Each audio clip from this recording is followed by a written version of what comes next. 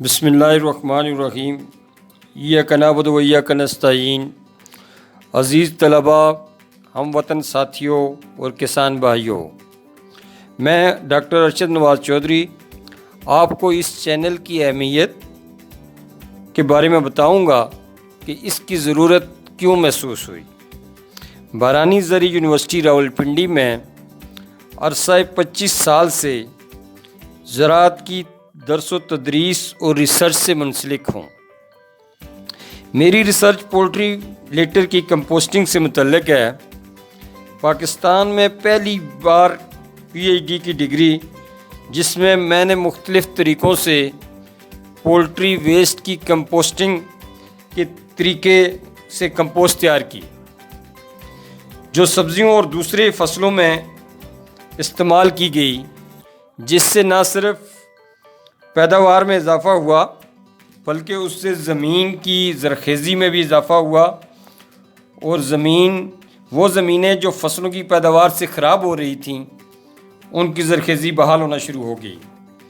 लेकिन बदकिस्मती से जिन तलबा को हम ज़राअत की बेहतरी के लिए नई टेक्नोलॉजी और कंपोस्ट बनाने के तरीके सिखाते हैं, उनमें से अक्सर रोज़गार ना मिलने की वजह से दूसरे शोबों में नौकरी कर लेते हैं। इस ज़री तालीम और नई टेक्नोलॉजी जिससे हमारे किसान भाइयों को फ़ायदा पहुंचाना था, वो मकसद हासिल नहीं हो सका। लिहाजा मैंने ये फ़ैसला किया कि अपने किसान भाइयों तक इस चैनल के ज़रिए से रसाई हासिल करके उनकी रहनुमाई की जाए, ताकि वो एक अच्छा ऑर्गेनिक वेस्ट जो ज़ाया कर देते हैं उससे कंपोस्ट नामियाती खाद बनाकर अपनी ज़मीनों की ज़रख़ेज़ी को बहाल कर सकें। सबसे अहम बात कि इस टेक्नोलॉजी से ना महंगे आलात की ज़रूरत पड़ेगी बल्कि बहुत आसान और किसान दोस्त तरीक़ों से खाद तैयार की जाएगी। सॉलिड वेस्ट मैनेजमेंट सिर्फ पाकिस्तान का मसला नहीं बल्कि ये सारी दुनिया के लिए एक बड़ा चैलेंज था। तरक्की याफ्ता ममालिक ने इसको ऐसे तरीक़ों से मैनेज किया और इस वेस्ट को एक अहम वसाइल के तौर पर लिया, और इस वेस्ट को वो लोग ब्लैक गोल्ड कहते हैं।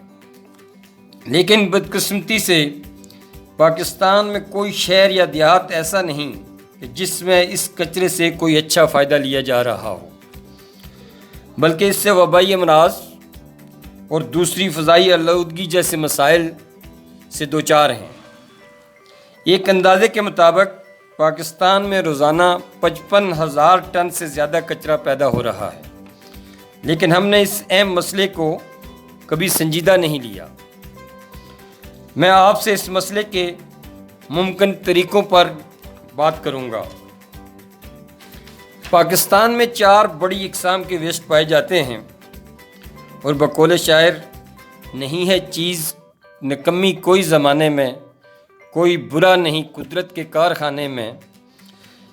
इसमें 4 किस्म के, नंबर 1 जो है म्यूनसिपल सॉलिड वेस्ट, इसमें भी 60 से ज़्यादा % ऑर्गेनिक वेस्ट होता है जो किचन और घरों से हासिल होता है। ज़री फार्म वेस्ट, इसमें तमाम फसलों का वेस्ट जो कि हम खेत से हटाने के लिए अक्सर जलाते हैं, ये बहुत अहम वेस्ट होता है। अगर इसको दोबारा ज़मीन में डाला जाए और इसकी अच्छी कंपोस्ट तैयार की जाए तो इससे न सिर्फ पैदावार में इजाफ़ा होता है बल्कि ज़मीन की ज़रख़ेज़ी भी बेहतर होती है। जानवरों का वेस्ट, पोल्ट्री वेस्ट और डेयरी फार्म का वेस्ट, ये इंतहाई अहम है।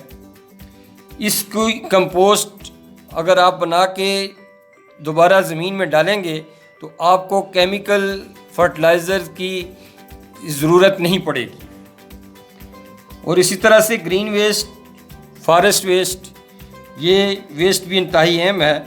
दरख्तों के पत्ते और टहनियाँ वगैरह, इनको इकट्ठा करके इनको दूसरे वेस्ट के साथ मिक्स करके एक अच्छी कंपोस्ट बनाई जा सकती है। मैंने यूनाइटेड नेशन के मुख्तलिफ़ इदारों के साथ, UN हैबिटेट और UN एस्केप के साथ मिलकर पाकिस्तान में पहला कंपोस्टिंग यूनिट G15 اسلام آباد میں لگایا، جو اب ہریالی کھاد کے نام سے کمپوسٹ تیار کر رہا ہے، اور وہ کمپوسٹ اسلام آباد کی نرسریوں میں استعمال کی جا رہی ہے۔